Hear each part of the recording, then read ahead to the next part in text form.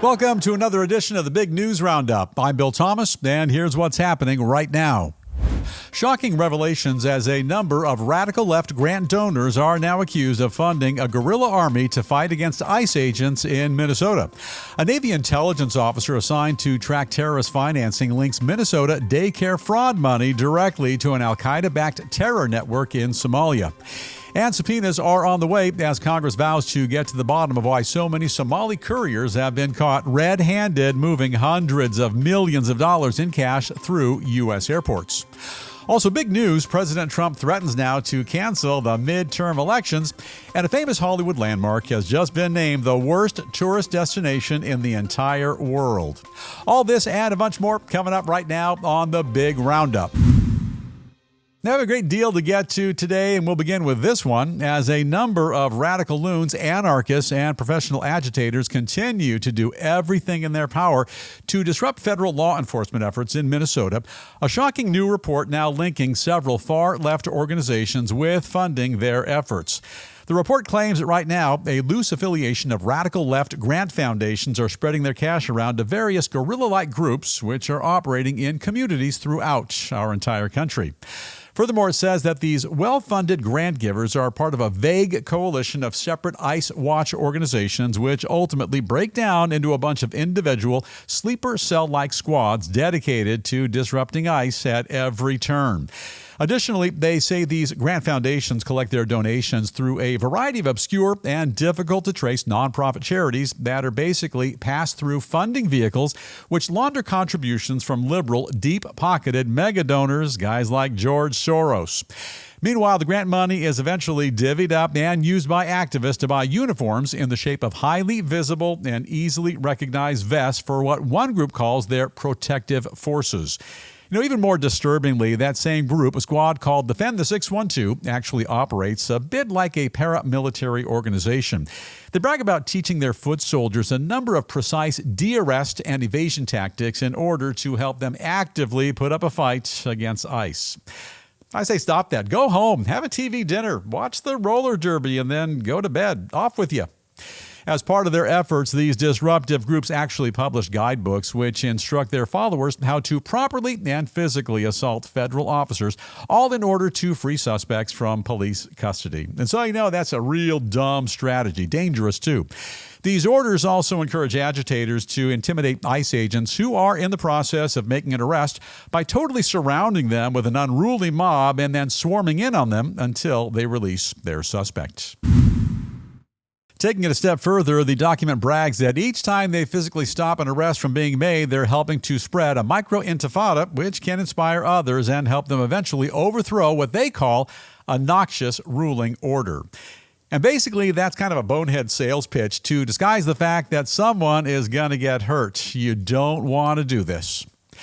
Tragically, the manual also urges the group's members to follow federal officers in their vehicles, honk their horns, and cause traffic slowdowns wherever possible. Unfortunately, we all know how that can turn out. Final thought, and this is the News Roundup Lowdown, and here's how it all pans out. Until Tim Walz, Minnesota's incompetent governor, Ilhan Omar, that one, Minnesota's embarrassment of a congressperson, and that guy, Jacob Fry, the simpleton mayor of Minneapolis, till they all stand up and order everyone to stand down, then they're the ones who are in large part responsible for all this chaos.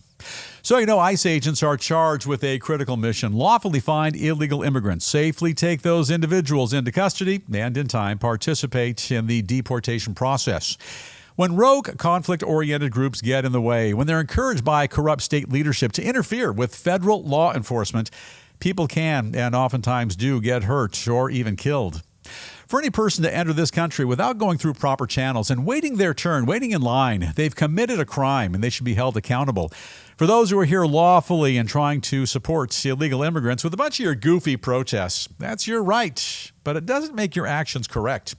You're damaging your community. You're endangering the safety of federal law enforcement officials, and there's nothing logical or redeeming about anything you're doing or the way you're doing it. It's all pretty basic. Go home, take a bath, get a haircut, find a job, and do what you can to make some kind of a significant contribution to society. One more thing for those participating in all this madness. I say good job, and Governor Tim Walz, he just loves you to pieces Because for the past 2, maybe 3 minutes, there's been no mention of the billions of dollars worth of fraud and corruption in Minnesota. In that place, Walsney land, they call that wagging the dog. Good job, Governor Tim.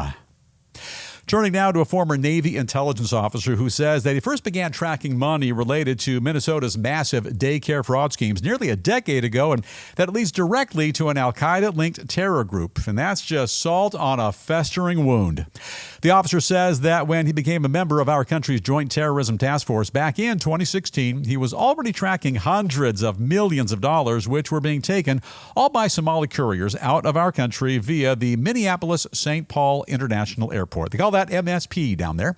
Says he followed the money trail from the Netherlands to Africa before it eventually wound up in a bunch of Somalia-based money exchanges, which the Treasury Department has identified as fronts for the al-Qaeda-linked terrorist group Al-Shabaab. Additionally, the officer says the amount of dough his unit was tracking way back then was merely a drop in the bucket compared to what was likely going on at the time, and that right now, $9 billion, probably a conservative estimate of the current damage. Goes on to say that what first alerted him to the problem a decade ago was a suspicious pattern of cash leaving the country via Minneapolis, just like today.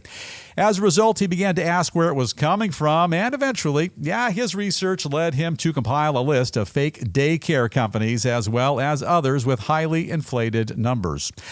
More specifically, the officer says large amounts of cash were shipping out daily from the airport's Terminal 2, and that direct portions of it, were winding up in the hands of terrorists who used the money to pay for everything from pirate boats to administrative expenses.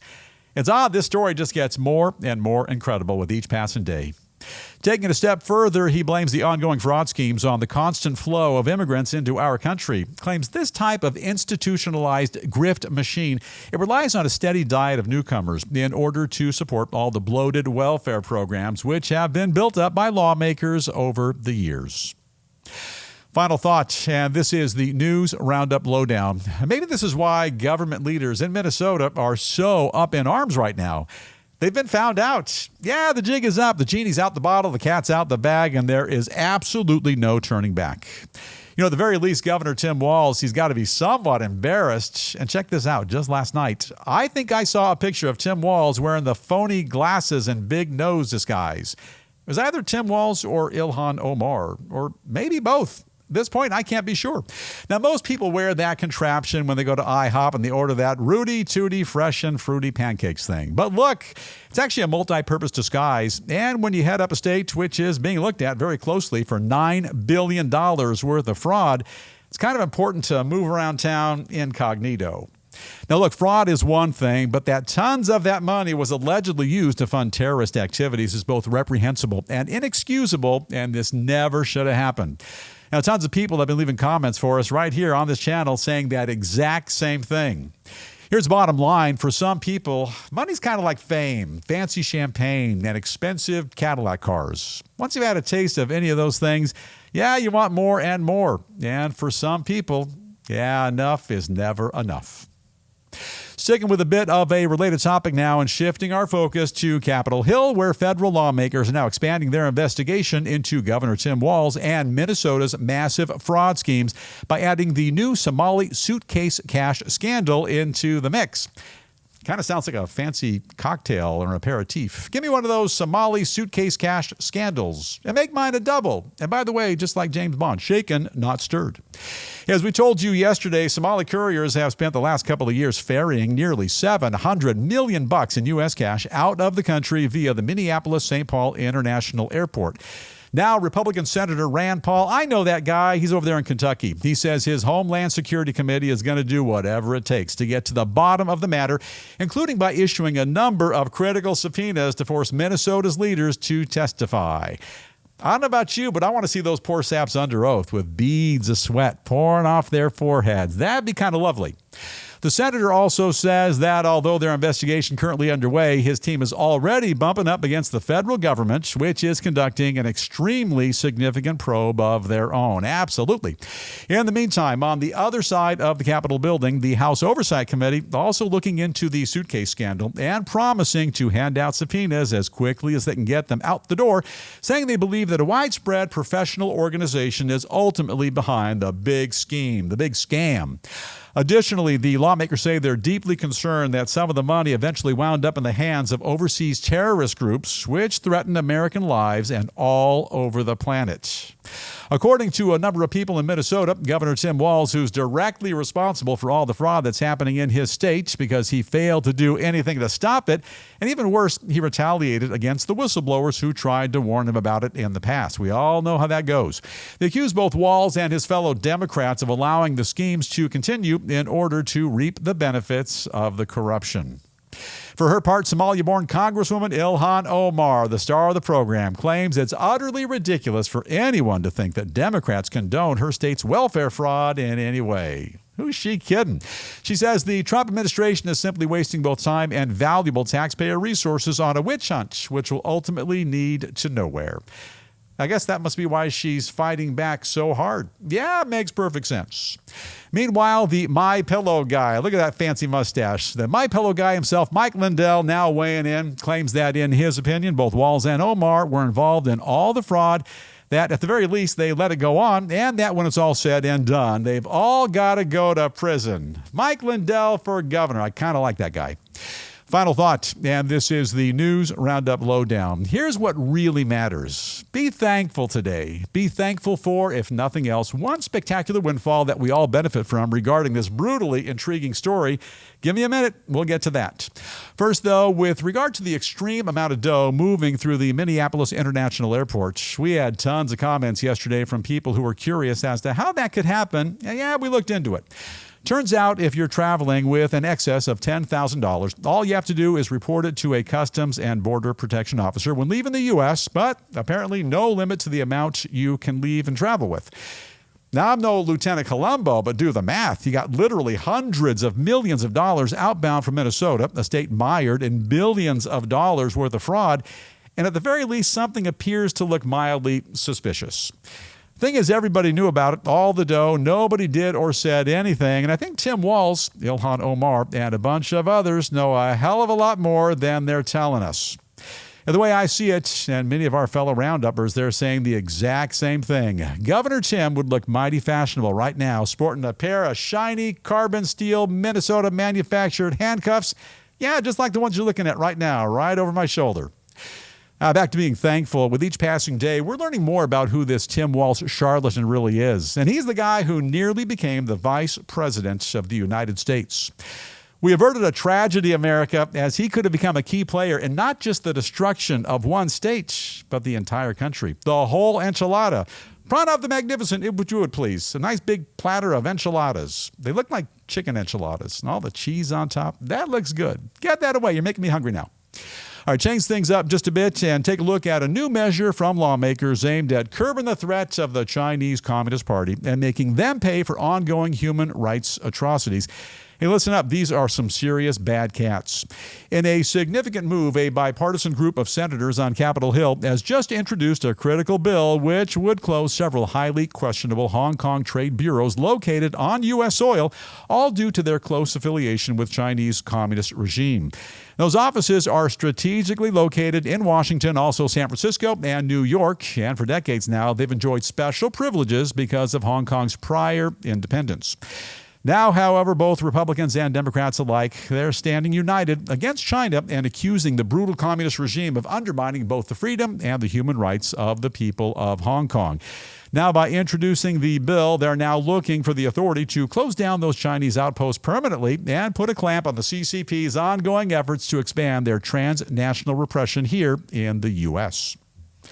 Now, some additional headlines we're also keeping a very close watch on here in the News Roundup newsroom because heading into the weekend, I need you to be very well informed. First up, President Trump now floating the idea of canceling the midterm elections altogether, claiming that when you win the presidency, the odds are psychologically kind of stacked against you. In the meantime, the White House says that 47 is simply kidding around. Or is he? Hey, he might be. In Washington, Nobel Peace Prize winner Maria Corina Machado gave away her gold medal to President Trump, saying that he deserves the award for his principled and decisive action to secure a free Venezuela. Good job, 47. And in Florida, the head of Israel's Mossad intelligence agency has just arrived in the U.S. for a critical summit with American officials, all aimed at hammering out a strategy for potentially striking Iran due to the Islamic regime's brutal treatment of anti-government protesters. And now a quick gander at a bit of showbiz news. I love the showbiz news. And we kick things off today with an iconic American hotspot that's just been called the worst tourist attraction on the entire planet. You don't say. According to a recent analysis of more than 100 popular destinations, the legendary Hollywood Walk of Fame has truly hit rock bottom, topping a list of famous places around the world that disappoint visitors the most. Cry me a river. You know, in life, it really doesn't matter if you're one of the worst. It only matters if you're the worst of the worst. And the Walk of Fame is the worst because the News Roundup does not yet have a star on the legendary sidewalk. Producer Davey, chop, get us that star. We've been gypped. Avoid that goofy walk of shame when you make it to Hollywood and instead catch a rock show at the Hollywood Bowl or go to the Griffith Observatory or spend a couple of bits and go for a ride on that tram over there at Universal Studios. That sounds like fun. Sticking around Hollywood a bit longer, a recent run-in with obnoxious youngsters at a prestigious awards ceremony has seemingly ruffled the feathers of 67-year-old screen legend Sharon Stone. Before accepting her honor for being a timeless star at a gathering called the Astra Film Awards, the prize-winning actress was apparently seated at a table with a bunch of young punks. They had no idea whatsoever who she was. And in her acceptance speech, Miss Stone cursed at the youngsters, cursed at them, no kidding, and told them to take a hike before explaining to them this way, "Now you know." And to the kids at my table who wondered who the took that chair, now you know. I'm kind of fond of this Sharon Stone lady. If for no other reason, she's got a legendary potty mouth. You know, like the youngsters she's yakking about. In all honesty, I don't know exactly who she is either, but my best guess is she was one of the original Flintstones. On account of her last name is Stone. I'm just guessing. Apparently, she's a celebrity, and best I can tell, she was never in a rock band or anything like that. So therefore, America shows some respect for Bedrock's biggest star, I think. I don't know. I'm not big on TV cartoons. And now, while we're on the subject of egos in Tinseltown, apparently last week's Golden Globe ceremony wasn't much of a smash hit as everyone was hoping. Yeah, despite all the star power, the hoopla, and a room full of smoking hot A-list celebrities, TV ratings for the big show, they were down substantially from last year. And insiders claim part of the problem is that this go-around, unlike last year, there was no NFL playoff game beforehand. Yeah, you need a good lead-in.